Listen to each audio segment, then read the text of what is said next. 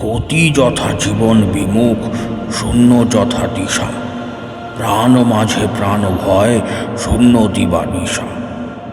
কুহেলিকার মায়া কুহক, যথা সহস্র পন্নগ, মাতৃবক্ষে গুহাশয় তথা করাল কেশকণ্টক।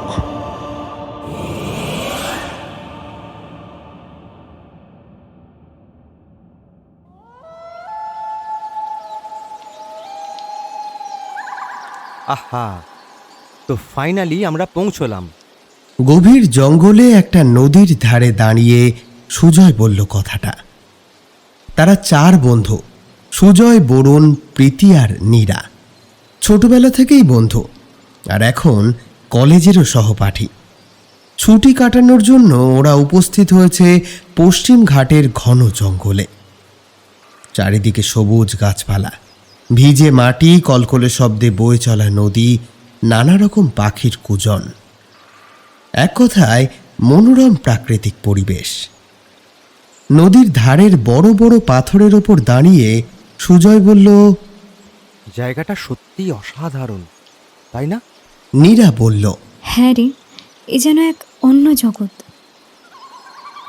আকাশের দিকে তাকিয়ে বোঝা যায় খুব শীঘ্রই হয়তো আবহাওয়া বদলাতে চলেছে, বৃষ্টি আসবে। বরুণ তাদেরকে জিজ্ঞেস করল, টেন্টটা কোথায় লাগাবো রে? নীরা সামনের দিকে হাত দেখিয়ে বলল, ওই যে সামনে বড় বড় গাছগুলো যেখানে রয়েছে, ওর ঠিক নিচে তাঁবু লাগালেই তো ভালো হয়। জায়গাটা বেশ পরিষ্কারও রয়েছে ওখানে। চল, আমি তোর সাহায্য করে দিচ্ছি। বরুণ আর নীরা দুইজনে মিলে তাঁবু লাগানোর কাজে ব্যস্ত হয়ে গেল।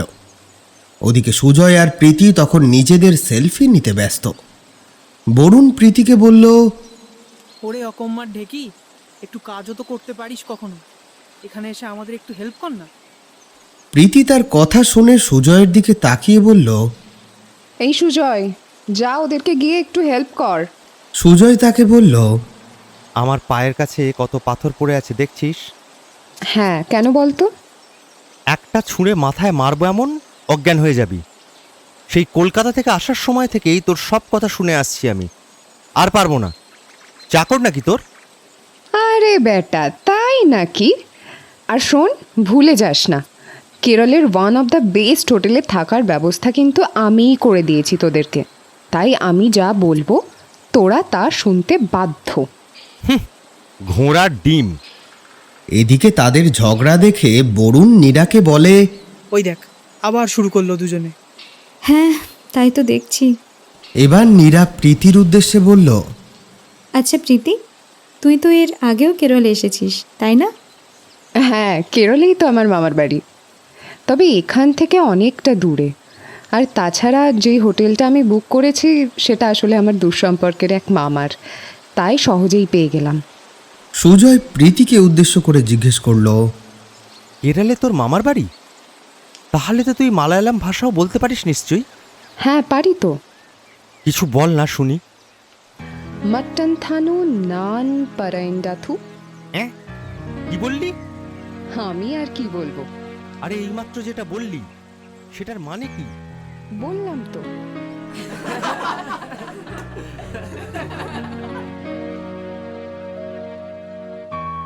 দুটো তাঁবু খাটানো হলো, একটা বরুণ আর সুজয়ের জন্য, অপরটা নীরা এবং প্রীতির জন্য।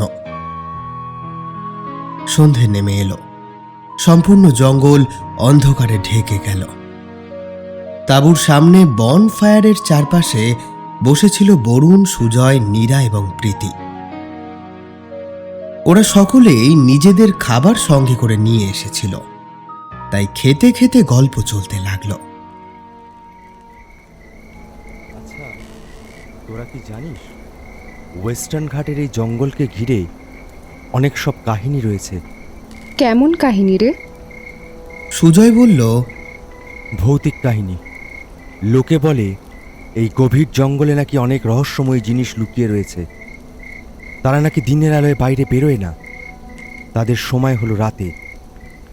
পূর্ণিমার রাতে যখন চাঁদ তার আলো জঙ্গলের উপরে ছড়িয়ে দেয়, তখন তারা বেরিয়ে আসে।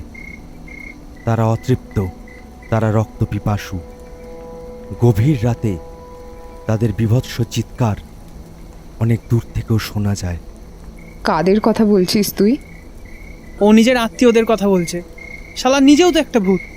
আরে না, তোরা কি সেই ঘটনাটার ব্যাপারে শুনিসনি? বেশ কয়েক বছর আগে একজন এই জঙ্গলে ঘুরতে এসেছিল। হয়তো কোনো দরকার ছিল তার, কিন্তু অনেক দিন পর্যন্ত যখন সে আর ফিরে আসেনি, তখন তার ফ্যামিলি গিয়ে পুলিশকে ইনফর্ম করে। পুলিশরা যখন তাকে পুরো জঙ্গলে খোঁজাখুঁজি শুরু করে, তখন তারা সেই মানুষটির মৃতদেহ খুঁজে পায়। শুনেছি নাকি তার মৃত্যু বড়ই রহস্যজনক ছিল।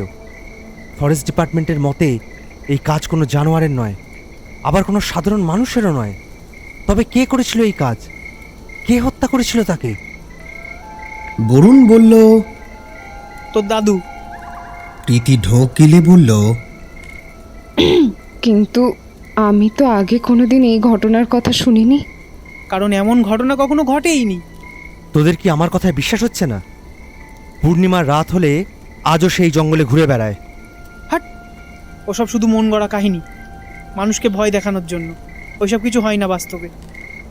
বরুণের এ কথা বলা সত্ত্বেও প্রীতি ভয়ে জড়িয়ে ধরল নীরাকে।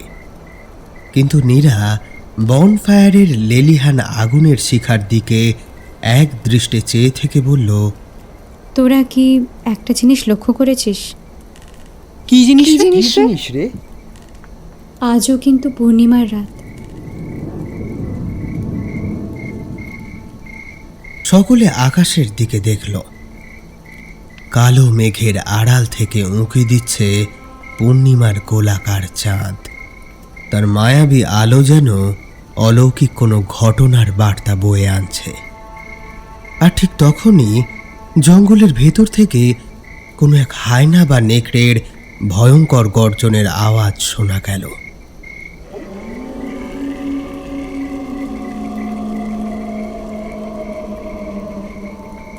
কোনো হিংস্র ক্ষুধার্ত প্রাণীর চিৎকার।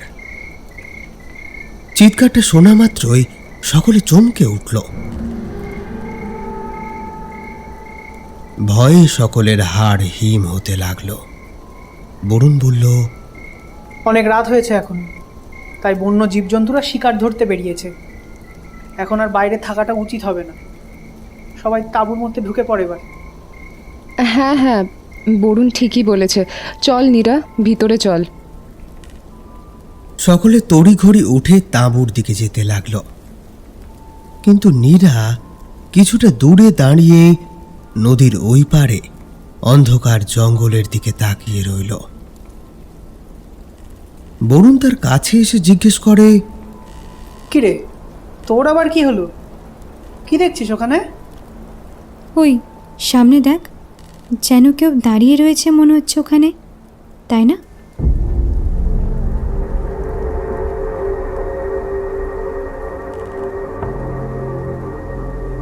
বরুণ সামনে তাকিয়ে দেখল নদীর অন্য প্রান্তে যেন সত্যিই কেউ দাঁড়িয়ে রয়েছে। তার কুঁজো শরীর, মুখটা চাদর দিয়ে ঢাকা। চাঁদের আলোয় অস্পষ্টভাবে দেখা যাচ্ছে। অবয়বটাকে দেখে বরুণ যেন একটু ভয় পেয়ে গেল। হে কি, এই গভীর জঙ্গলে, তাও আবার এত রাতে? কে ওটা? চটপট নিজের পকেট থেকে একটা টর্চ লাইট বের করে সেদিকে ধরল বরুণ। কিন্তু আশ্চর্যজনকভাবে সেখানে আর কাউকেই দেখতে পেল না। শুধুমাত্র বন্য গাছপালা, লতা বন রয়েছে সেখানে। কেউ নেই রে ওখানে। ওসব তোর মনের ভুল। চল ভেতরে চল। এই বলে বরুণ চলল তাঁবুর দিকে। নীরাও সেদিকেই এগোতে যাচ্ছিল, কিন্তু তার আগেই তার দৃষ্টি গিয়ে পড়ল নদীর জলে। জলের ভেতর থেকে যেন স্তিমিত এক বিন্দু আলো বেরিয়ে আসছে, যেন কিছু রয়েছে সেখানে। সেটা দেখতে পেয়েই নীরা আবারও বরুণকে ডাক দিল। বরুণ, একবার শোন এখানে, জলদি। কেন, কি হলো আবার? ততক্ষণে বরুণ তাঁবুর কাছাকাছি চলে গিয়েছে। জলের ভেতরে যেন কিছু জিনিস চমকাচ্ছে, একবার দেখবি, আয় না। এবার নীরার কথা শুনে বেশ একটু বিরক্তই হলো বরুণ। উহ নীরা, বন্ধ করবি এসব? অনেক হয়েছে, এবার চুপচাপ টেন্টে ঢুকে শুয়ে পড়। আর তা না হলে বাইরেই বসে থাক, তারপর দেখবি মাঝরাতে হায়নায় এসে তুলে নিয়ে গেছে তোকে। নীরা আর বিশেষ কিছু বলল না, তাঁবুর ভেতর ঢুকে পড়ল সে।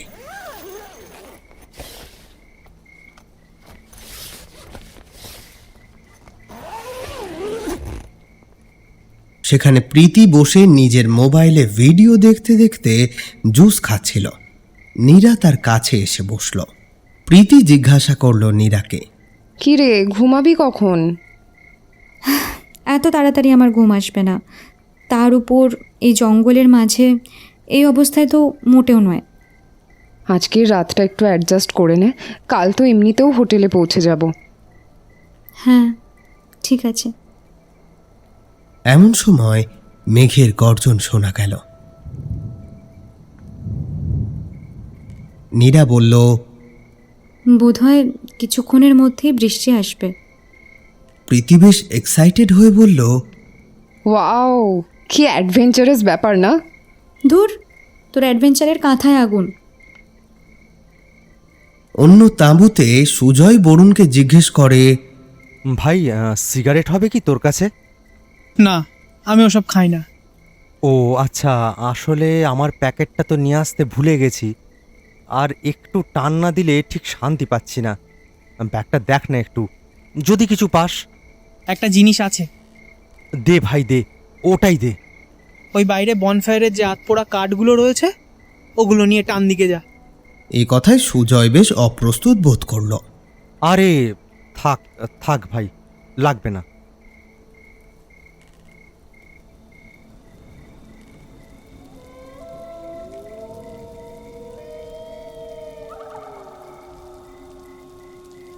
বেশ অনেকটা রাত হয়েছে। চারিদিক থেকে নানা পোকামাকড়, নিশাচর পাখি এবং পশুর আওয়াজ শোনা যাচ্ছে। গভীর জঙ্গল থেকে অনবরত কিছু হিংস্র প্রাণীর চিৎকার ভেসে আসছে। বড়ই বিরক্তিকর সেই আওয়াজ।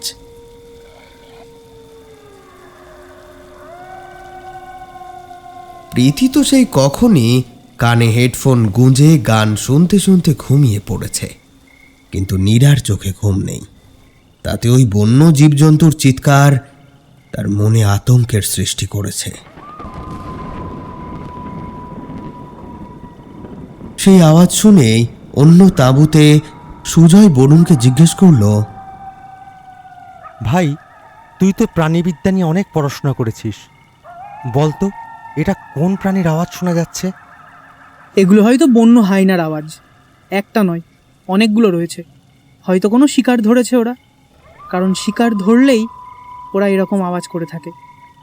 এসব শুনে সুজয় কাঁপা কাঁপা গলায় বলল, যাক বাবা, ভালোই হয়েছে। বরুণ আশ্চর্য হয়ে তার দিকে তাকায়, জিজ্ঞেস করে, মানে ভালো হয়েছে মানে? না মানে ওরা শিকার ধরে নিয়েছে, তার মানে ভালোই না? মানে ওরা আর আমাদের এখানে এসে আমাদের কোনো ক্ষতি করবে না, তাই না? সেটা ঠিক। আর তাছাড়া বাইরে যতক্ষণ আগুন জ্বলছে ততক্ষণ ওরা এদিকে ঘেঁষবে না। তোর কথা শুনে কিছুটা স্বস্তি পেলাম। হ্যাঁ, তবে যদি ভাল্লুক বা চিতাবাঘ হয়ে থাকে তখন আর কিছু করার নেই। এ কথা শুনে ভয়ে সুজয়ের মুখ ফ্যাকাশে হয়ে গেল। তাকে দেখে বরুণ হেসে বলল, এতই যখন ভয়, তবে জঙ্গলে এসে রাত কাটানোর প্ল্যান বানিয়েছিলি কেন?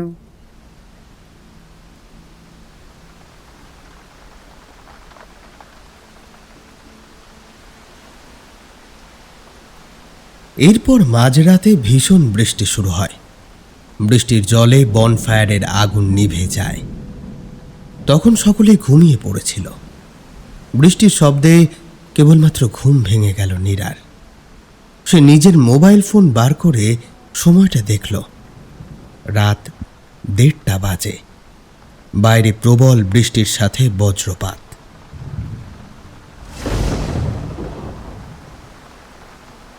বাঁশ পড়ার আলোয় ক্ষণিকের জন্য সবকিছু আলোকিত হয়ে যায়, আবার পর মুহূর্তেই অন্ধকারে গ্রাস করে সম্পূর্ণ জঙ্গলকে। নীরা শুয়ে শুয়ে ভাবতে লাগলো, তখন অন্ধকারে সত্যি কি কাউকে দেখেছিল সে?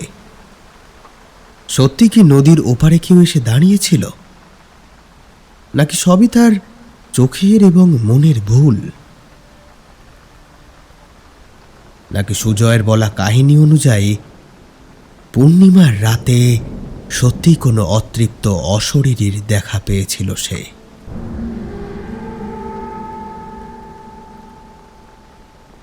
না, এসব কি সত্যিই সম্ভব নাকি? এরই মধ্যে নীরার আরও একটা কথা মনে পড়ল। নদীর জলে ওটা কি চমকাচ্ছিল? ওটা কি কোনো মূল্যবান রত্ন ছিল, কিংবা কোনো দুষ্প্রাপ্য মণি? ছোটবেলায় ঠাকুমার মুখে অনেক কাহিনী শুনেছে সে। ঠাকুমা বলতো, গভীর জঙ্গলে এমন এক প্রকার সাপ বসবাস করে যাদের মাথায় মণি থাকে। সেই মণির আলো অনেক দূর থেকে দেখা যায়। জলের নিচে কি তবে তেমনই কোনো মণিধারী সাপ ছিল? সুজয় ঠিকই বলেছে, এই জঙ্গল সত্যিই খুব রহস্যময়। সময়ের সাথে সাথে বৃষ্টি আরো জোরালো হয়েছে। আওয়াজ শুনে বুঝতে পারল নীরা। নানা রকম কথা ভাবতে ভাবতেই আবারও ঘুমিয়ে পড়ল।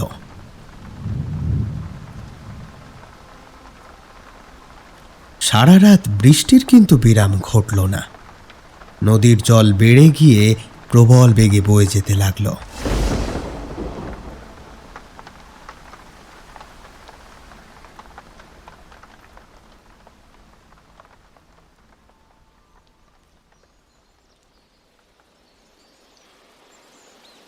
পরদিন সকালে সূর্যের আলো ফোঁটার সাথে সাথেই সকলের ঘুম ভাঙল।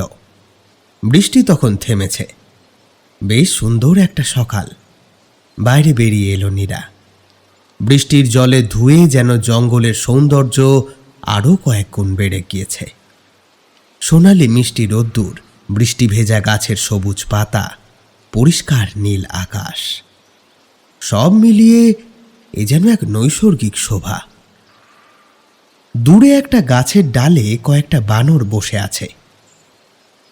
মাথার ওপর দিয়ে এক ঝাঁক পাহাড়ি টিয়া উড়ে গেল।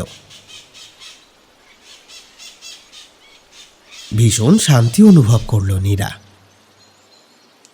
নদীর দিকটায় এগিয়ে গিয়ে সে দেখল নদীটা আজ কানায় কানায় ভরে। বিকট শব্দ করে বয়ে চলেছে ফেনিল উচ্ছ্বাসে। নীরা গিয়ে একটা বড় পাথরের ওপর বসল। নানা ধরনের পাখি, জীবজন্তু, কীট পতঙ্গদের দেখতে লাগলো। কিছুক্ষণের মধ্যেই প্রীতি আর সুজয়ও বেরিয়ে এলো। সুজয় বেরিয়েই বলল, বাহ, ওয়েদারটা বেশ দারুণ হয়ে গেছে তো। প্রীতি নীরাকে দেখে বলল, তুই কি করছিস রে ওখানে? নীরা নদীর দিকে তাকিয়েই উত্তর দিল, কিছু না, এমনি বসে আছি। ঠিক সেই মুহূর্তেই সুজয় চিৎকার করে ওঠে, নীরা, তোর পিছনে দেখ।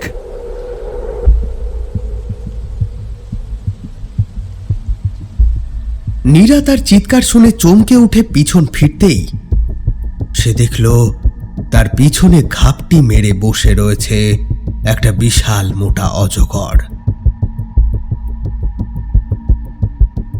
সাপটা ইতিমধ্যে তার দিকে তেড়ে আসতে আরম্ভ করেছে। তার থেকে বাঁচার জন্য দৌড় দিল নীরা। সুজয় আর প্রীতি ঠিক কি করবে তখনও বুঝে উঠতে পারেনি। ইতিমধ্যে নীরা একটা পাথরে হোঁচট খেয়ে সরাসরি গিয়ে পড়ল নদীর জলে। নদীর প্রচণ্ড প্রবাহ তাকে ভাসিয়ে নিয়ে যেতে লাগলো। এইদিকে সাপটা ভয় পেয়ে একটা পাথুরে গর্তের মধ্যে প্রবেশ করেছে। তাদের চিৎকার শুনে এতক্ষণে বরুণ তাঁবুর ভেতর থেকে বেরিয়ে এলো। সবকিছু দেখে আশ্চর্য হয়ে গেল সে। নীরাকে জলে ভেসে যেতে দেখে সেদিকে ছুটে গেল। ওদিকে জলে তলিয়ে যাচ্ছে নীরা, তাই তাকে বাঁচানোর জন্য বরুণও জলে ঝাঁপ দিল। জলে তোড় কেটে সাঁতরে কোনো ক্রমে নীরার কাছে পৌঁছতে সক্ষম হল সে। কিন্তু নদীর বেগ তাদের দুইজনকেই ভাসিয়ে নিয়ে যেতে লাগলো। হে ভগবান, নীরা তো সাঁতারটাও কাটতে পারে না। আর বরুণ বরুণ একাই বা ওকে নিয়ে কি করে উঠে আসবে? কি যে করি এখন।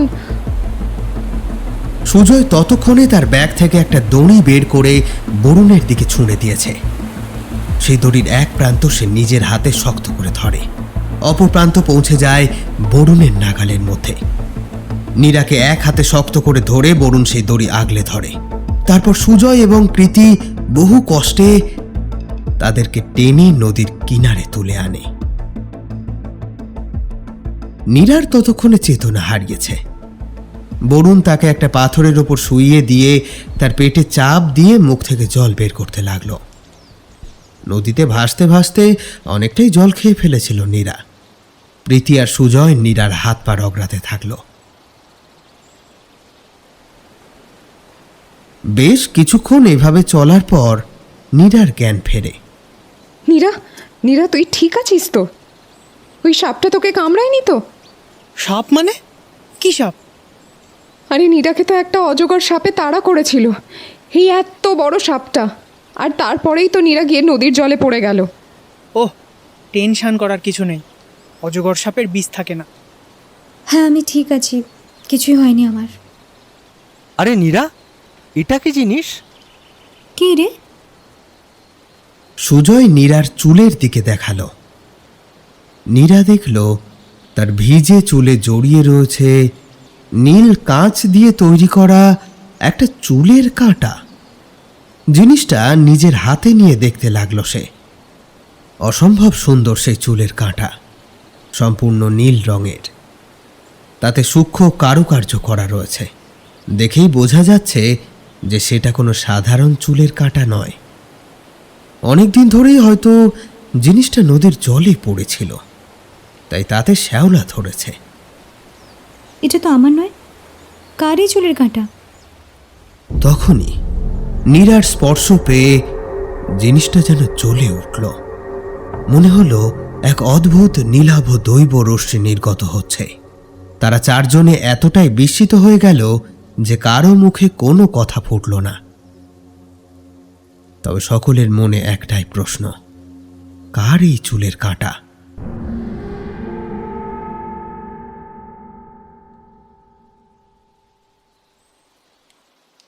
নিজেদের জিনিসপত্র গুছিয়ে নিয়ে সকলে জঙ্গলের পাশের একটা হাইওয়েতে গিয়ে পৌঁছালো। প্রীতি বলল, এক্ষুনি আমার মামা এসে পড়বে আমাদেরকে নিতে। অগত্যা রাস্তার ধারে দাঁড়িয়ে অপেক্ষা করতে লাগলো তারা। দূরে একদল হরিণ লাফিয়ে লাফিয়ে রাস্তা পারাপার করছে। সুজয় তাই দেখে উৎসাহিত হয়ে বলল, ওয়াও, কি দারুণ না? এদিকে নীরার শরীর কিন্তু খুব একটা ভালো নেই, তাই পাশের একটা মাইল ফলকের ওপরে গিয়ে সে বসল। তার এইরূপ অবস্থা দেখে বরুণ প্রীতিকে জিজ্ঞেস করল, কিরে, আর কতক্ষণ লাগবে? কখন আসবে তোর মামা? ওই তো আসছে আমার মামা। প্রীতির নির্দেশিত দিকে সকলে তাকিয়ে দেখল একটা জিপ গাড়ি নিয়ে আসছেন এক ভদ্রলোক। ইনি প্রীতির দূর সম্পর্কের মামা।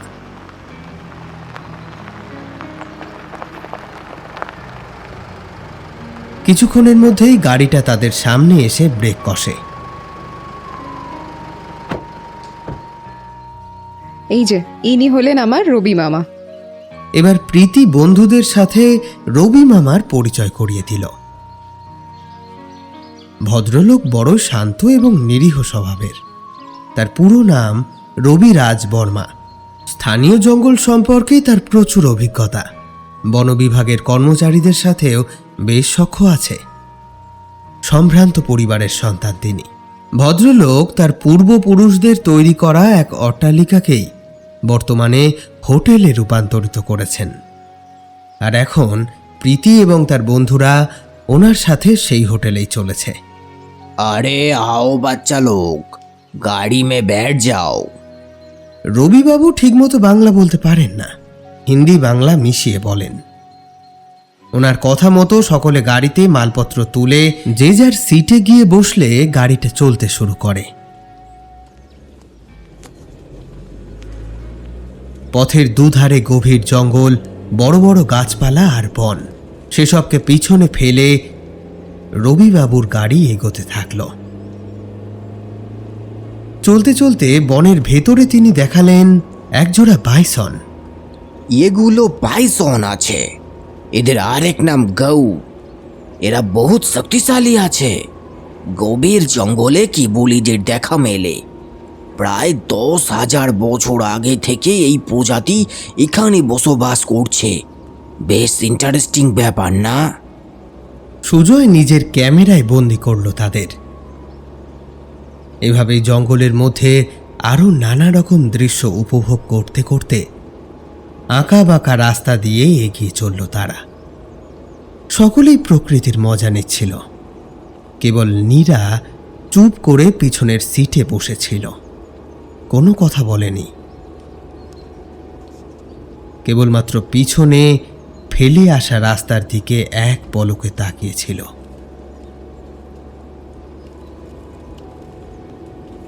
গাড়িটা চলতে চলতে হঠাৎই জঙ্গলের মধ্যে সে যেন কিছু একটা দেখতে পায়।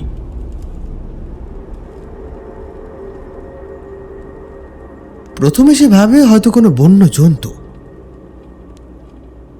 তবে ভালো করে দেখার পর নীরা বুঝতে পারে বনের মধ্যে একজন মানুষ কুঁজো হয়ে দাঁড়িয়ে রয়েছে। বয়স্ক একজন মানুষ, তার হাতে একটা মোটা লাঠি, পরনে কালো রঙের বস্ত্র, চাদর দিয়ে নিজের মুখটা লুকিয়ে রেখেছে সে। কেবলমাত্র তার একটা চোখ দেখা যাচ্ছে। চলন্ত গাড়ি থেকেও নীরা বেশ বুঝতে পারে যে সেই ব্যক্তির দৃষ্টি তার দিকেই। সেও দেখে লোকটা নিজের হাতের লাঠিটা দিয়ে দুবার মাটিতে টোকা দিল। নীরার নজর গেল লোকটার হাতের দিকে। জীর্ণ শীর্ণ তার হাতে একটা গভীর ক্ষত চিহ্ন। কয়েক সেকেন্ডের দৃশ্য মাত্র। তারপর নিমেষের মধ্যেই বনের মধ্যে কোথায় যেন অদৃশ্য হয়ে গেল সেই ব্যক্তি। নীরা মনে মনে বলল, এ কি সেই মানুষটাই যাকে গতকাল রাতে আমি দেখেছিলাম? তবে কাউকে এই ব্যাপারে কিছুই বলল না সে, কারণ সে জানত কেউ তার কথায় বিশ্বাসই করবে না।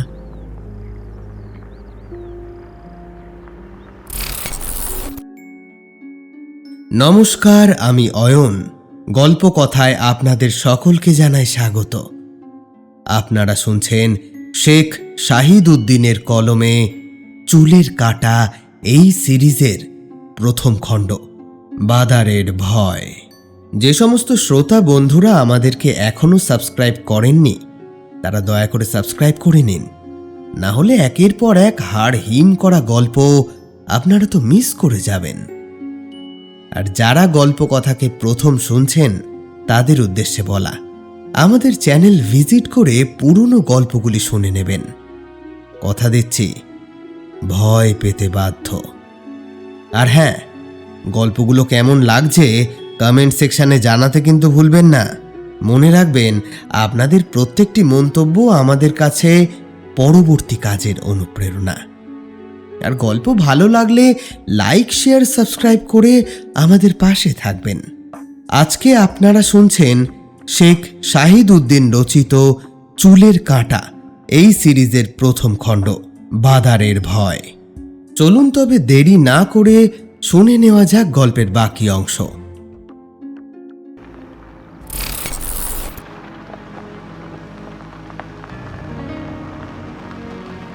কিছুক্ষণের মধ্যেই গাড়িটা হোটেলের সামনে এসে দাঁড়ালো। চারিদিকে সবুজ গাছপালা আর বাগান দিয়ে ঘেরা একটা পুরনো ঐতিহ্যবাহী অট্টালিকা।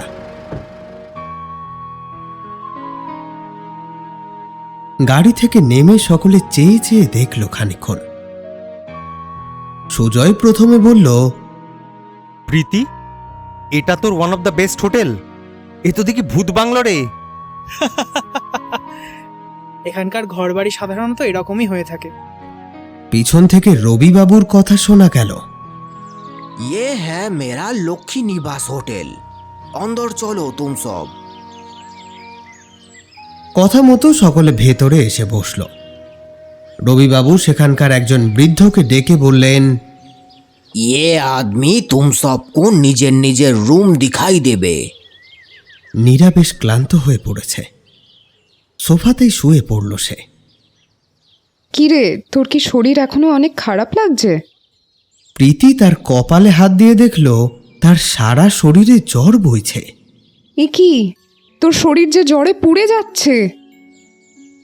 বরুণ তাড়াতাড়ি তার ব্যাগ থেকে ওষুধ বার করে নীরাকে দিল। আমি জানতাম এমন কিছু একটা ঘটতে পারে, তাই আমি ওষুধপত্র আমার সাথেই এনেছিলাম। ততক্ষণে রবিবাবু সেখানে এসে হাজির হয়েছেন। তিনি বললেন, আরে এর অবস্থা তো খুব খারাপ মনে হচ্ছে। প্রীতি, তোমার বন্ধুকে নিজের রুমে নিয়ে যাও, ওর আরাম করার দরকার আছে মনে হচ্ছে। আমি বিকেলবেলা আসবার সময় ডক্টর নিয়ে আসব। এই বলে রবিবাবু প্রস্থান করলেন। ততক্ষণে বৃদ্ধ চাকর এসে হাজির হয়েছে। তিনি বললেন, তোমরা এসো আমার সাথে, আমি তোমাদেরকে নিজেদের কামরা দেখিয়ে দিচ্ছি। এই বলে তিনি সকলকে তাদের রুমের দিকে নিয়ে গেলেন। রুমে ঢুকেই বিছানায় শুইয়ে দেওয়া হলো নীরাকে। জ্বরের ঘোরে ইতিমধ্যে সে ভুল বকতে আরম্ভ করেছে। সে আসছে, সে আসছে, খুব শীঘ্রই সে আসছে। তার অবস্থা দেখে সকলেই বেশ চিন্তিত হয়ে পড়ল। তারই মধ্যে সকলের চিন্তার মাত্রাকে আরও একটু বাড়িয়ে দিয়ে বৃদ্ধ লোকটি বললেন, এই তো কোনো সাধারণ লক্ষণ নয়। এ মেয়ে নিশ্চয়ই অন্য জিনিসের দ্বারা আক্রান্ত হয়েছে। অন্য জিনিস মানে? কি বলতে চাইছেন দাদু? এটা জঙ্গলে ঘেরা এলাকা। এখানে মানুষ ও বন্য জীবজন্তু ছাড়াও কিছু অন্য দুনিয়ার জীবও বসবাস করে। এলিয়েন্স। হাট, দাদু ভূত প্রেতের কথা বলতে চাইছেন। ননসেন্স কোথাকার। ও আচ্ছা। এই বলে সুজয় চুপ করে গেল। তাদের এসব কথা শোনার পর বৃদ্ধ আবার বললেন, তোমরা জোয়ান ছেলেপুলেরা হয়তো আমার মতো বুড়ো মানুষের কথা বিশ্বাস করবে না, কিন্তু গভীর জঙ্গলে সে আজও বসবাস করে। আজ পর্যন্ত যেই তাকে দেখেছে সে আর কোনোদিনও জঙ্গল থেকে ফিরে আসেনি। আমার মনে হয় তারই কুদৃষ্টি হয়তো এই মেয়ের ওপর পড়েছে। সামান্য ওষুধে জ্বর কমবে না। আমাদের গ্রামে এক ওঝা আছে, তার কাছে নিয়ে গিয়ে একবার দেখাতে পারো। সেই একমাত্র এই ব্যাধির প্রতিকার করতে পারে। এই বলে বৃদ্ধ সেখান থেকে চলে গেলেন। কিছুক্ষণ পর বরুণ বলল, ভাই, এ কোন যুগের মানুষ রে? এ তো এখনো ওঝা টোঝায় বিশ্বাস করে। যত সব। প্রীতি নীরার মাথায় হাত বুলিয়ে দিতে দিতে বলল, তুই চিন্তা করিস না নীরা, আমরা আছি তো। আমরা তোর কোনো ক্ষতি হতে দেব না। দেখতে দেখতে দুপুর গড়িয়ে বিকেল হলো, কিন্তু নীরার অবস্থার কোনো পরিবর্তন ঘটল না। এসে থেকে কিচ্ছু খায়নি সে। সকলেই তাকে নিয়ে ভীষণ চিন্তিত। রবিবাবু ফিরে এলে প্রীতি তাকে জিজ্ঞাসা করল, মামা, ডাক্তারকে এনেছো? না রে মা, ডাক্তারকে পেলাম না। তিনি বাইরে গেছেন, বলেছেন মাসখানেক বাদে আসবেন। আর অন্য কোনো ডাক্তার নেই? নেই, পুরা এলাকায় ওই একজনই ডাক্তার ছিলেন, তাছাড়া অন্য কেউ তো আর নাই। বলাই বাহুল্য, রবিবাবুর উত্তর শুনে সকলেই নিরাশ হল। বরুণ বলল, তাহলে এখন কি করা যায়? একটা উপায় আছে। সকলেই বেশ উৎকণ্ঠিত হয়ে জিজ্ঞেস করল, কি উপায় রবি মামা? আমাদের গ্রামে এক বহুত পুরানা ওঝা আছেন। উনি রোগ নির্ণয় করে আয়ুর্বেদিক জড়িবুটির ওষুধ দিতে পারেন। ওনার কাছে নিয়ে গেলে কিছু সুরাহা হতে পারে। আবার সেই ওঝা টোঝার ঝামেলা? প্রীতি তাকে বুঝিয়ে বলল, দেখ বরুণ, এখন তো চাইলেও আমরা কোথাও কোনো ডাক্তার পাবো না। আর নীরার অবস্থাটা দেখ, নীরার অবস্থাও খুব একটা ভালো নেই। একবার ওঝা বাবার কাছে নিয়ে গিয়ে দেখাই যাক না কি হয়। শেষ পর্যন্ত তাদের সকলের কথায় বরুণ রাজি হলো। ঠিক আছে, তবে তাই হোক। আমি গাড়ি রেডি করছি, তোমরা নীরাকে নিয়ে এসো।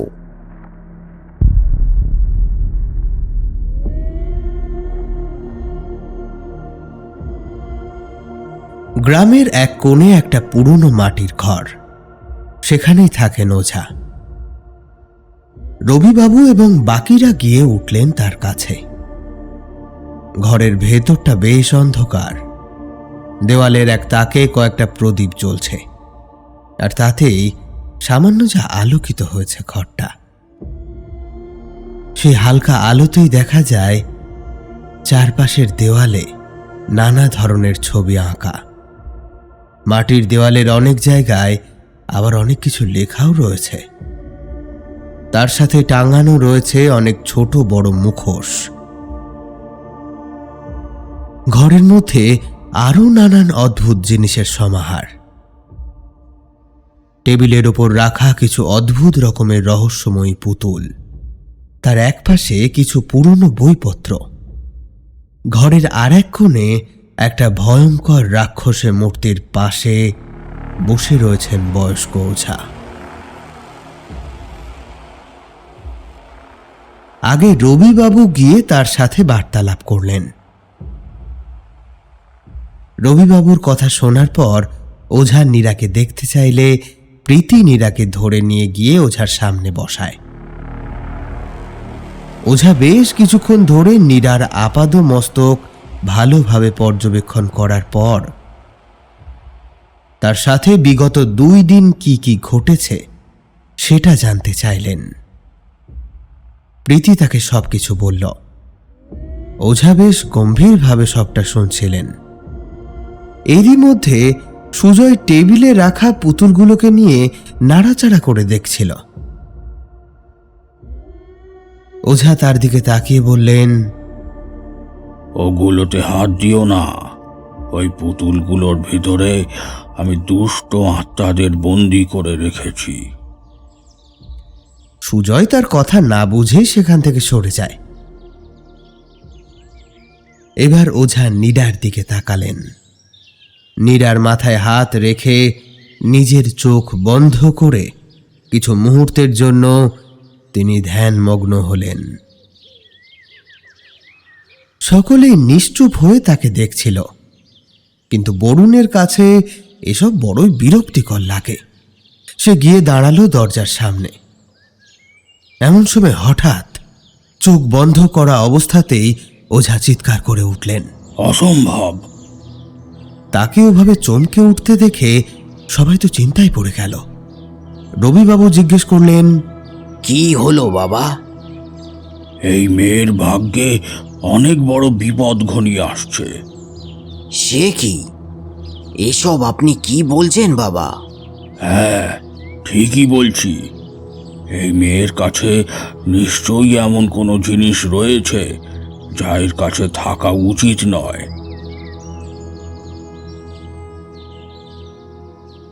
নীরা এতক্ষণে ওনার কথার অর্থ বুঝতে পারল।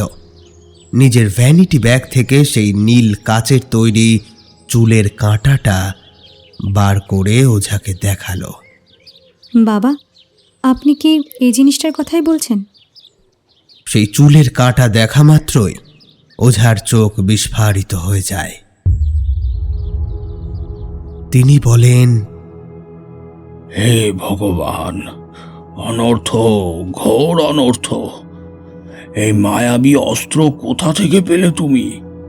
এই চুলের কাঁটাটা তো আমিই পেয়েছিলাম নদীর জল থেকে। জানেন বাবা, আমার হাতের ছোঁয়া পেয়েই এই চুলের কাঁটা থেকে এক অন্যরকম আলো বের হচ্ছিল। এ কথা কি সত্যি? হ্যাঁ বাবা, নীরা যা বলছে সেটা একদম সত্যি। আমরাও তো ছিলাম ওখানে তখন ওর সাথে। ওঝা বিস্মিত হয়ে নীরার দিকে দেখলেন। এ কোনো সাধারণ চুলের কাঁটা নয় মা, এ এক ভয়ঙ্কর মায়াবী অস্ত্র। আজ থেকে বহুকাল আগে সমুদ্রের মাঝে এক অতি দুর্গম রহস্যময়ী দ্বীপ ছিল। সেখানে এক আদিম জনগোষ্ঠী বসবাস করত। তাদের কুলদেবতা ছিলেন অমরাকত্থান নামের এক ভয়ঙ্কর উগ্র দেবতা। শুনেছি নাকি সেই আদিবাসীদের কাছেই ছিল এক মায়াবী চুলের কাঁটা, যা কেবলমাত্র তাদের কুলদেবী অর্থাৎ অমরাকত্থানের সেবিকার হাতের স্পর্শ পেলেই জ্বলে উঠত। কারণ তাদের কুলদেবীর কাছে অলৌকিক শক্তি ছিল। তিনি নাকি প্রকৃতির সমস্ত বন্ধনের ঊর্ধ্বে ছিলেন। তিনি নাকি অমর। যুগ যুগ ধরে তিনি সেই রহস্যময় দ্বীপে বিরাজ করে আসছেন। অমরাকত্থান নামের এক পাষাণ মূর্তির সেবা করে আসছেন। তিনি মহাশক্তির অধিকারিণী। তার সেই দ্বীপে কোনো সাধারণ মানুষ নিজের পাও রাখতে পারে না। কেন? কারণ সেই দ্বীপে নানান ধরনের বিষাক্ত সাপ বসবাস করে। তাদের এড়িয়ে কোনো বাইরের মানুষ সেই দ্বীপে প্রবেশ পর্যন্ত করতে পারে না। জানা যায় সেই বিষাক্ত নাগেদের নাকি আদিবাসীদের কুলদেবী সৃষ্টি করেছিলেন। তবে সেই কুলদেবী আর ওই চুলের কাঁটার মধ্যে কি সম্পর্ক? তারা একে অপরের পরিপূরক। তাদের শক্তি একে অপরের সাথে অঙ্গাঙ্গিভাবে জড়িত। কিন্তু এসব কথা আপনি জানলেন কিভাবে? অনেকদিন আগে কোনো এক পুরনো বইয়ে এই ব্যাপারে অনেক কিছু পড়েছিলাম। তখন আমারও বিশ্বাস হয়নি, কিন্তু আজ আমি নিজের চোখে এই চুলের কাঁটা দেখার পরে বড়ই বিস্ময় জন্মাচ্ছে আমার মনে। সবাই অবাক হয়ে সেই চুলের কাঁটাটিকে দেখতে লাগল। সেই পরিসরে বৃদ্ধ ওঝা উঠে গিয়ে একটা জীর্ণ ধুলো পড়া বই নিয়ে এলেন। বইটার উপর লেখা নাগ রহস্য। সকলের সামনে বসে সেই নাগ রহস্য বইয়ের পাতা উল্টাতে লাগলেন তিনি। এই দেখো, এই জিনিসটা দেখার পর হয়তো আমার কথায় তোমাদের বিশ্বাস হবে। সবাই দেখল বইয়ের পাতায় একটা অদ্ভুত ছবি আঁকা রয়েছে। একজন দেব পুরুষের ছবি, যার সুডৌল শরীর, ক্রোধ বন্যী চোখ, তার বীভৎস মুখে ঘন মস্র, মাথায় লম্বা জটাধার চুল, গলায় নরমুণ্ডের মালা, আর তার হাতে একটা বল্লম। সেই দেব পুরুষের মাথার জটায় জড়িয়ে রয়েছে একটা মোটা সাপ। ওঝা বললেন, এই সেই আদিম উপজাতির মানুষদের উপাস্য দেবতা অমরাকত্থান। আদিবাসীরা দেবতার উদ্দেশ্যে নরবলি দিত। তারা ছিল নরভক্ষী। বলি দেওয়া মানুষকেই তারা খেয়ে ফেলত, আর তার মুন্ডকে ঝুলিয়ে রাখত অমরাকত্থানের গলায়। তাদের মান্যতা অনুযায়ী কেবল নরবলির দ্বারাই এই অপদেবতাকে প্রসন্ন করা সম্ভব। বইয়ের পরবর্তী পাতা উল্টালেন তিনি। পরের পাতায় সেই রহস্যময় চুলের কাঁটার একটা ছবি দেখা গেল। ওঝা নীরাকে বললেন, ভালোভাবে দেখো মা, এইটাই সেই চুলের কাঁটা যা এই মুহূর্তে তোমার হাতে রয়েছে। নীরা চুলের কাঁটাটিকে মনোযোগ দিয়ে দেখতে লাগলো। এরপর ওঝা আরো একটা পাতা উল্টালেন। এবার যে পাতাটা সকলের সামনে বেরিয়ে পড়ল, তাতে একটা অদ্ভুত ধাঁধা লেখা। গতি যথা জীবন বিমুখ, শূন্য যথা দিশা, প্রাণ মাঝে প্রাণ ভয়, শূন্য দিবানিশা। কুহেলিকার মায়া কুহক, যথা সহস্রপন্নগ, মাতৃবক্ষে গুহাশয় তথা করাল কেশকণ্টক। ধাঁধা পড়া শেষ করে তিনি বললেন, এক ভবিষ্যৎবাণী অনুযায়ী যে ব্যক্তি এই ধাঁধা মেলাতে পারবে, কেবল সেই এই চুলের কাঁটার রহস্য উদ্ধার করতে পারবে। কিন্তু আজ পর্যন্ত কেউই এই ধাঁধা মেলাতে পারেনি। আমিও অনেক চেষ্টা করেছি, কিন্তু এর সমাধান বের করতে পারিনি। বরুণ এবার বিরক্ত হয়ে ওঠে। সে ওঝাকে বলে, আরে বাবা, আমরা এখানে রূপকথার গল্প শুনতে আসিনি। সেই থেকে দেখছি বেকার টাইম পাস করে চলেছেন। নীরার শরীর ভালো নেই, ওকে দেখে কোনো ওষুধ মেডিসিন কিছু দিতে পারবেন কিনা বলুন। ওঝা কিন্তু উত্তপ্ত হলেন না, বরং তিনি শান্তভাবে বললেন, এ কোনো সাধারণ জ্বর নয়। এই মেয়ের শারীরিক শক্তি চুলের কাঁটার অতি প্রাকৃতিক শক্তিগুলির সাথে মিলেমিশে একাকার হয়ে যাচ্ছে। তাদের একত্রে এক মহাশক্তির সঞ্চার হতে চলেছে। তাই এই মেয়ের শরীরে এহেন সমস্যা দেখা দিচ্ছে। এর চিকিৎসা করা আমার পক্ষে সম্ভব নয়। এর তো কোনো চিকিৎসাই নেই। এইসব বুজরুকি করে আর কতদিন মানুষকে বোকা বানাবেন? বরুণের এইরূপ কথা শুনে ওঝা সামান্য হাসলেন। তারপর চুলের কাঁটাটা নিজের হাতে নিয়ে তা নীরার খোঁপায় গুঁজে দিলেন, আর সঙ্গে সঙ্গে সেই চুলের কাঁটা থেকে নীলাভ মায়াবী রশ্মি বিচ্ছুরিত হতে লাগল, আর তার তীক্ষ্ণ আলোয় সকলের চোখ ধাঁধিয়ে গেল। ওঝা এবার বরুণকে বললেন, আমাদের সকলের স্পর্শ করা সত্ত্বেও কেন এই চুলের কাঁটা থেকে দৈব রশ্মি নির্গত হলো না জানো? কেননা কেবলমাত্র এই মেয়ের স্পর্শেই এই কাঁটা জ্বলে ওঠে। কেন, কি এমন রহস্য লুকিয়ে রয়েছে এই চুলের কাঁটার মধ্যে, বলতে পারো? বরুণ চুপ করে যায়। ওঝা আরো বলেন, কারণ এই মায়াবী চুলের কাঁটা স্বয়ং এই মেয়েকে নির্বাচন করেছে। এই মেয়ে আমাদের সকলের মতো সাধারণ নয়। এর জীবনের আশয় আমাদের সকলের থেকে অনেক বড়, অনেক বেশি। কিন্তু এখন এসব কথা তোমরা বুঝতে পারবে না। সঠিক সময় এলে সব কিছু তোমাদের সামনে স্পষ্ট হয়ে উঠবে। ওঝার এই সমস্ত কথায় বিন্দুমাত্র আগ্রহ না দেখিয়ে বরুণ রবিবাবুকে বলল, মামা, হোটেলে ফিরে চলুন, এখানে কিছু হবার নয়।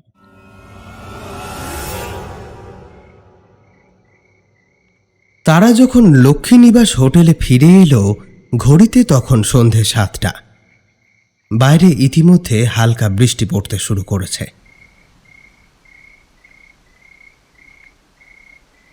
বিছানায় কম্বল জড়িয়ে একটা গরম চায়ের কাপ হাতে নিয়ে বসে রয়েছে নীরা, তার পাশে প্রীতি। সামনে একটা সোফায় বসে রয়েছে সুজয়, আর জানলার পাশে দাঁড়িয়ে বরুণ। বরুণই কথাটা বলল, আগে জানলে এখানে আসতামই না, বেকার ঝামেলা বাড়ানো হলো। উত্তরে প্রীতি বলল, হ্যাঁ রে, তুই ঠিকই বলেছিস। যত সব ভূত প্রেত মানুষ খেকো, উল্টো পাল্টা, বিরক্তিকর সব। কিন্তু আমার ওই ওঝার কথাগুলো শুনে খুব একটা আশ্চর্যজনক লাগেনি। কেন? তোদের মনে আছে ওই দাদুটা আমাদেরকে বলেছিল যে জঙ্গলে আজও অন্য কিছু জিনিস থাকে, যে তাকে দেখে সে আর কখনো ফিরে আসে না। হ্যাঁ, তো তাতে কি হয়েছে? আমিও তো কাল ওই কথাটাই বলছিলাম। ওই জঙ্গলের গভীরে যে যায় সে আর কোনোদিনও ফিরে আসে না।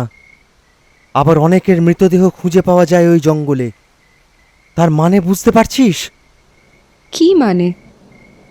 তার মানে এই যে ওই দাদু আর ওই ওঝার কথাগুলো পুরোপুরি মিথ্যে ছিল না। বরুণ ধমকে উঠল, চুপ কর, কি যাতা বকছিস তুই? এমন সময় রবিবাবু এসে হাজির হলেন। বরুণকে তিনি বললেন, এ লড়কা যা বলছে ঠিকই বলছে, আমি তো জানি। মানে কি বলতে চাইছেন আপনি? প্লিজ আপনি সবকিছু খুলে বলুন। রবিবাবু বললেন, এখানকার জঙ্গলকে আমি খুব ভালোভাবে জানি। ছোটবেলা থেকেই আমি এই জঙ্গলকে খুব ভালোভাবে উপলব্ধি করেছি। নেচারকে আমি ফিল করেছি। ওয়েস্টার্ন ঘাটের এই জঙ্গলের এই অংশকে আমার থেকে ভালো আর কেউ জানে না। তাই ফরেস্ট ডিপার্টমেন্টের লোকেদের সাথেও আমার পরিচয়টা ভালো রকমই আছে। বেশ কয়েক বছর আগে অফিসার সাহেব হঠাৎ একদিন আমাকে কল করলেন। তার কথা শুনে বুঝতে পারলাম একজন ট্যুরিস্ট জঙ্গলের মধ্যে হারিয়ে গেছে। মোটামুটি মধ্যবয়স্ক একজন লোক। তারপর আমরা গেলাম তাকে খুঁজতে। জঙ্গলের অনেকটা ভিতরে পর্যন্ত ঢুকলাম আমরা। আমাদের দলের একজন একটা জামার ছেঁড়া টুকরো খুঁজে পেল। বেশ পরিষ্কার একটা টুকরো, কোনো কাদামাটি লেগে নেই তাতে, শুধু লেগে রয়েছে রক্তের কয়েকটা ছিটে ফোঁটা। সেটা বেশি পুরনো নয়, আর আমরাও বেশি দূরে নেই। অফিসার সাহেব সকলকে উত্তর দিকে যেতে বললেন। আমি তাকে জিজ্ঞাসা করলাম, উত্তর দিকেই কেন? তখন অফিসার সাহেব আমাকে দেখালেন তাজা রক্তের দাগ সোজা চলে গেছে ওই উত্তর দিকে। রবিবাবুর কথা শুনতে শুনতে সকলে পাথরের মতো শান্ত হয়ে গেল, একেবারে নীরব। সেই নীরবতা ভেঙে বরুণ জিজ্ঞেস করলো, তারপর কি হলো? বেশ কিছুটা এগিয়ে যেতে হলো আমাদের। রক্তের দাগ একটা পুরনো বটগাছের নিচে গিয়ে শেষ হয়ে গিয়েছিল। আমরা সেখানে গিয়ে পৌঁছলাম। সেখানে যে দৃশ্য আমরা দেখলাম, তা দেখার পর আমার কলিজা কেঁপে উঠল। সেখানে গিয়ে কি দেখলেন আপনারা? আমরা দেখলাম বটগাছের ডালে ঝুলে রয়েছে সেই টুরিস্টের মৃতদেহ। বড়ই ভয়ানক সেই দৃশ্য। তার শরীর থেকে তার মাথাটা কেউ যেন নির্মমভাবে ছিঁড়ে আলাদা করে দিয়েছে। আমরা সকলেই সেই মুন্ডহীন মৃতদেহ দেখে হতবাক হলাম, কারণ কোনো সাধারণ মানুষ বা কোনো বন্য জানোয়ারের পক্ষে এভাবে কারো মাথা উপড়ে নিয়ে যাওয়া সম্ভব নয়। তবে তার এই রহস্যজনক মৃত্যু কিভাবে হলো তার জন্য অনেক ইনভেস্টিগেট করা হয়েছিল, কিন্তু কিছুই জানা যায়নি। তার মৃত্যু সকলের কাছে একটা রহস্য হয়েই রয়ে গেছে। হঠাৎ সুজয় মারাত্মক চিৎকার করে উঠল। দেখ, আমি বলেছিলাম না এই ঘটনাটা সত্যি? তোরা তো তখন আমার কথায় বিশ্বাসই করলি না। আচমকা তার এই চিৎকারে সকলেই তো হকচকিয়ে যায়। প্রীতি তার দিকে সজোরে একটা বালিশ ছুঁড়ে দিয়ে বলে, উফ, আসতে চেঁচাতে পারিস না হতচ্ছাড়া, আর একটু হলে তো হার্ট অ্যাটাক করে মরেই যেতাম। বরুণ রবিবাবুকে বলল, কিন্তু এমনটাও তো হতে পারে যে এই কাজ কোনো অন্য বন্য জন্তুতেই করেছে। রবিবাবু আত্মবিশ্বাসের সাথে মাথা নেড়ে বললেন, কখনোই না। এই ব্যাপারে আপনি এত শিওর কিভাবে? কারণ এই ঘটনা কেবল একবারই ঘটেনি। ইতিপূর্বে জঙ্গলে আরও 2 জনের মস্তকহীন দেহ পাওয়া গেছে। তাদের প্রত্যেকের দেহ একইভাবে ওই বটগাছে ঝুলেছিল। যদি কোনো হিংস্র পশুই এই কাজ করে, তাহলে তো মৃতদেহগুলির শরীরে আরও ক্ষত হওয়ার কথা।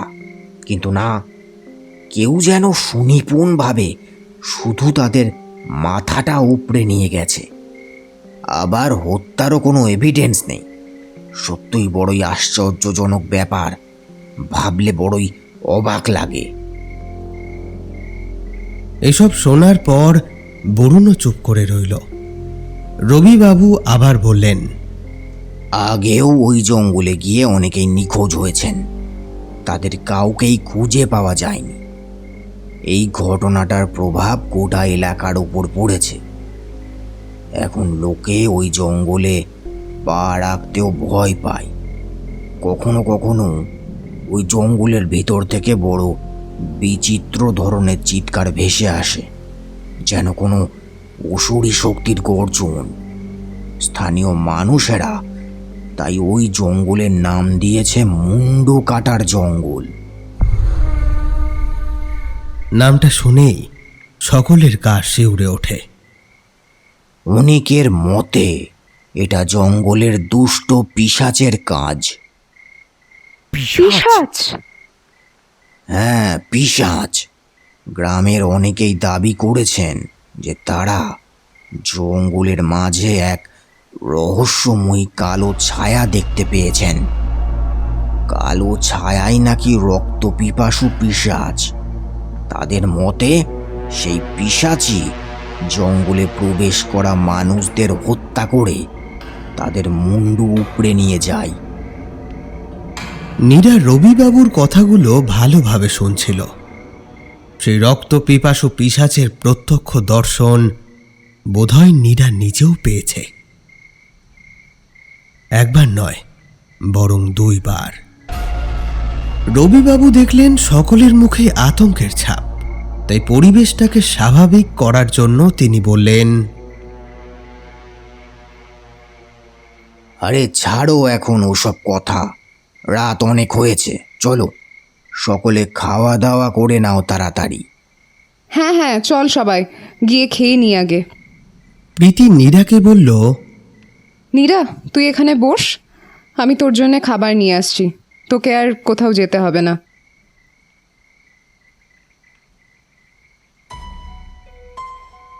সকলে তখন চলে গিয়েছে। নীরা একা বসে আছে ঘরে। কি মনে হতেই ভ্যানিটি ব্যাগ থেকে চুলের কাঁটাটা বার করল সে। একভাবে দেখতে লাগলো সেটার দিকে। তার মাথার ভিতর ওঝা এবং রবি মামার কথাগুলো একই সাথে ঘুরপাক খেতে থাকলো। কেন এই চুলের কাঁটা কেবল তার স্পর্শ পেয়ে জ্বলে ওঠে? তাহলে কি সে সত্যিই বাকি সবার থেকে আলাদা? এই চুলের কাঁটার মধ্যে কোন রহস্য লুকিয়ে রয়েছে? কেন এই রক্ত পিপাসু পিশাচ কেবল তাকেই দেখা দেয়? তার জীবনের সঙ্গে এই সমস্ত ঘটনার কি সম্পর্ক? অদূর ভবিষ্যতে আর কি বা ঘটতে চলেছে তার সাথে? এই সমস্ত কথা ভেবেই বিচলিত হয়ে উঠতে থাকলো সে। আর সেই সাথে দেখল তার হাতে ধরা চুলের কাঁটাটিও ধীরে ধীরে স্বয়ং দীপ্ত হয়ে উঠছে। আর একটা নতুন ব্যাপার লক্ষ্য করল সে। চুলের কাঁটার নীলাভ রশ্মিটা তার শিরা উপশিরার মধ্যে দিয়ে ছড়িয়ে পড়ছে তার সম্পূর্ণ শরীরে।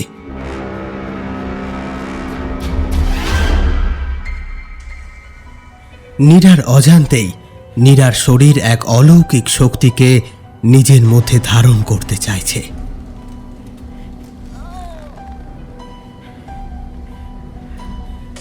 নীরা তার সারা দেহে প্রচন্ড যন্ত্রণা অনুভব করতে লাগলো। তার 2 চোখ দিয়ে ঠিকরে বেরিয়ে এলো নীলাভ দৈব রশ্মি।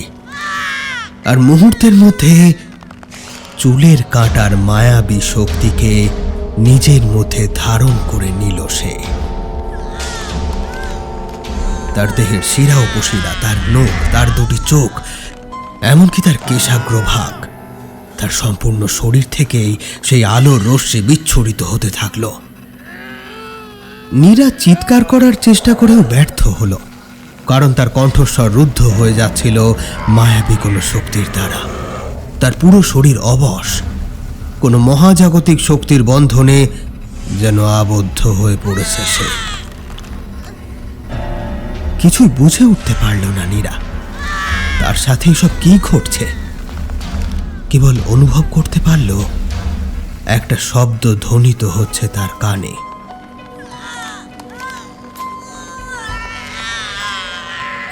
সেই রহস্যময়ী প্রাচীন ধাঁধাটা, যেটা সে ওঝার মুখ থেকে শুনেছিল, তার এক একটা অক্ষর তার চোখের সামনে ভেসে উঠল। সেই ধাঁধার এক একটা পংক্তি তার কানের মধ্যে বাজতে থাকলো। আর সেই ধ্বনিতেই যেন মাথাটা ফেটে যাচ্ছিল তার।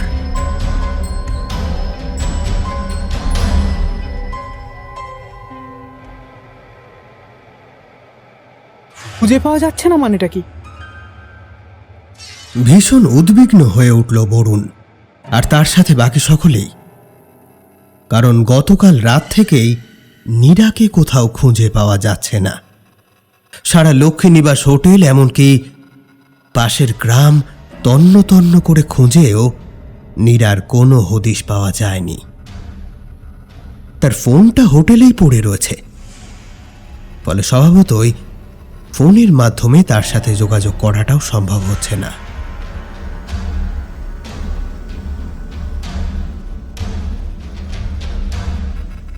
আপনারা শুনছিলেন শেখ শাহিদ উদ্দিন রচিত চুলের কাঁটা এই সিরিজের প্রথম খণ্ড বাদারের ভয়। দ্বিতীয় তথা শেষ খণ্ড নিয়ে খুব শীঘ্রই হাজির হচ্ছি। অন্তিম খণ্ডের নাম হবে করাল কেশ কণ্টক। লিংক ডেসক্রিপশন বক্সে পেয়ে যাবেন। ততক্ষণ সুস্থ থাকুন, শুনতে থাকুন গল্প কথা।